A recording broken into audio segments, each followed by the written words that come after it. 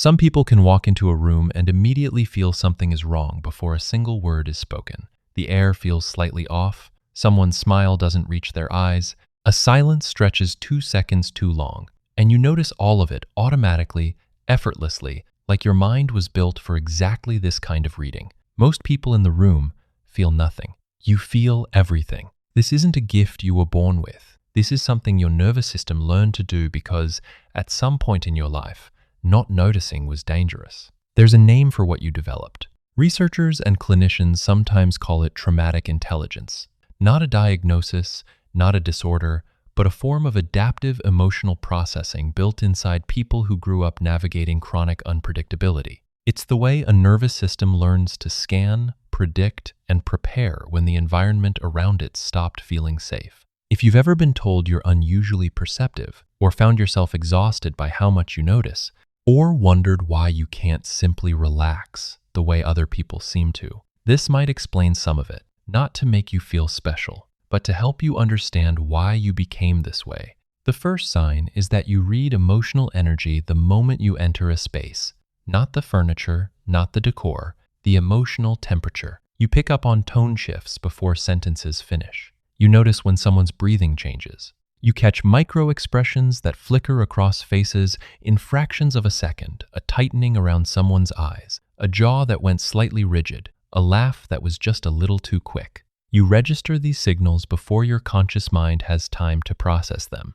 This happens because your nervous system learned to scan environments automatically. When emotional unpredictability once carried consequences, when the wrong read of a room led to conflict, punishment, or emotional withdrawal, your brain rewired its attention toward threat detection. The scanning became involuntary, a reflex, not a choice. The hidden cost is exhaustion. Walking into any room becomes a form of unconscious labor. You often don't realize how tired you are until you finally leave. The second sign is that you predict people's reactions before they happen, sometimes before the other person even knows how they'll react. You run mental simulations constantly. You imagine how a conversation will go before it starts. You anticipate someone's mood, their resistance, their disappointment. You sometimes write responses to arguments that haven't happened yet. Friends might call this overthinking. What it actually is a nervous system that learned to stay one step ahead of emotional volatility. When you couldn't control what happened around you, you learned to predict it instead. Prediction felt like the only form of safety available. If you could see the conflict coming, at least you weren't blindsided by it. The cost here is relational. When you're always anticipating someone's reaction, you stop being fully present with who they actually are. You respond to the version of them inside your head, not the person in front of you. The third sign is that you over-explain yourself, not occasionally, routinely. You add context to simple statements. You soften your tone before delivering neutral information. You cushion requests with apologies. You sometimes explain the explanation, just to make sure there's no possible misreading. Your nervous system learned early that being misunderstood carried consequences. Misreading, being misread, or leaving space for ambiguity could lead to conflict. So you began filling all the space, leaving no gaps, removing every possible opportunity for misinterpretation by simply covering it all before anyone had a chance to ask. Over-explaining isn't insecurity about your intelligence. It's your nervous system trying to prevent conflict through clarity. It learned that the safest version of a conversation was a controlled one. The fourth sign is that silence makes you alert, not calm. When a room goes quiet, most people exhale. You brace. When someone goes suddenly quiet mid-conversation, your attention sharpens. When a usually talkative person stops responding, your mind begins running through what you might have done wrong. Silence, for you, was rarely neutral. It often meant something was coming.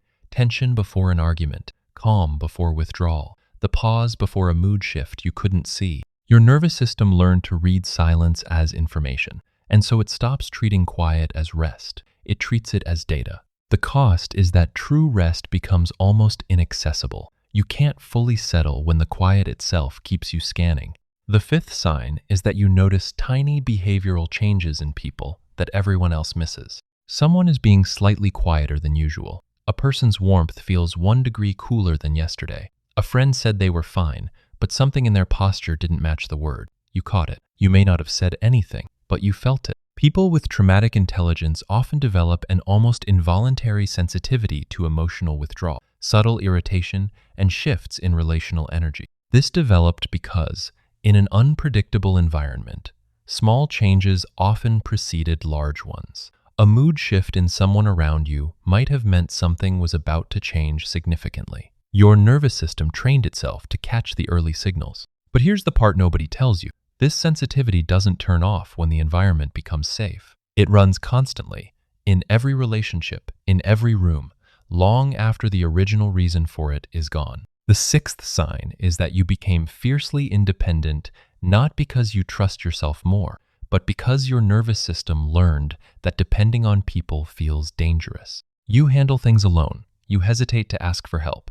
You prepare for people to disappoint you before they have the chance. You've built self-sufficiency that genuinely impresses others, and sometimes impresses you.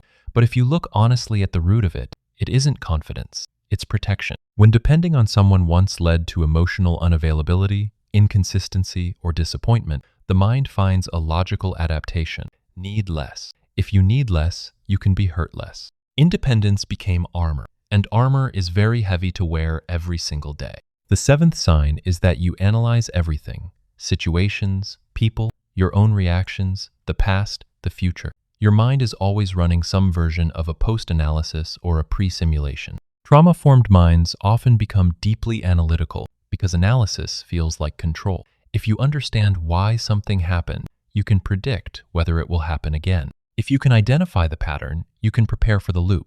Analysis became the closest thing to safety that your nervous system could find. The cost is a mind that rarely rests in the present moment.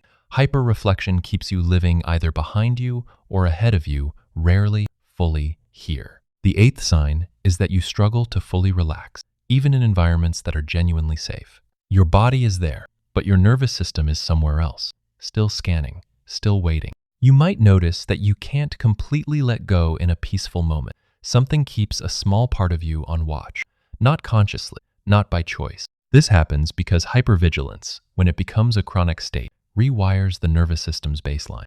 Calm starts to feel unfamiliar, unsafe even.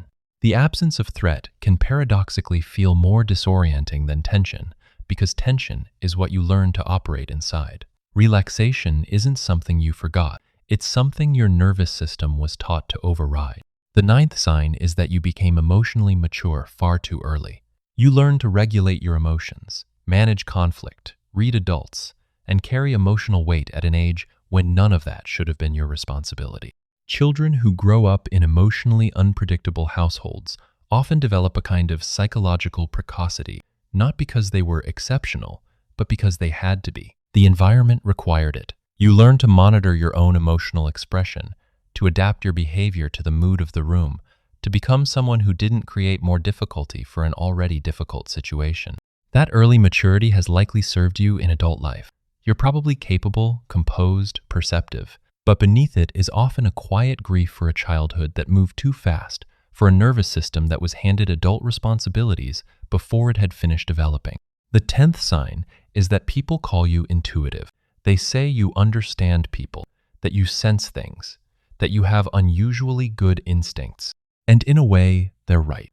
But what they're observing isn't mystical. It's pattern recognition refined over years of emotional survival training. Your nervous system processed thousands of subtle social and emotional cues and built an internal model of human behavior, one that now operates below conscious thought. What looks like intuition is often hypervigilance, refined until it resembles a gift. This is perhaps the most important distinction in all of this, because the cost of this kind of pattern sensitivity is real. It is not neutral. It comes with exhaustion, anxiety, difficulty trusting, emotional isolation, and a near constant mental hum that never fully goes quiet. Traumatic intelligence is not a superpower. It is an adaptation, one that allowed a nervous system to survive environments that were too unpredictable, too emotionally volatile, or too unsafe for a person to simply exist in without developing new tools. These adaptations helped you survive. But survival adaptations are not the same thing as inner peace. You are not broken for carrying this. You are not dramatic for feeling this deeply, or exhausted for scanning this constantly, or guarded for trusting slowly. Your nervous system built these responses because it had to, because you were in an environment that asks something of you that you were not designed to carry alone. Healing begins not when you become less aware, but when the nervous system no longer has to stay brilliant just to feel safe. You don't have to earn your rest. You never did.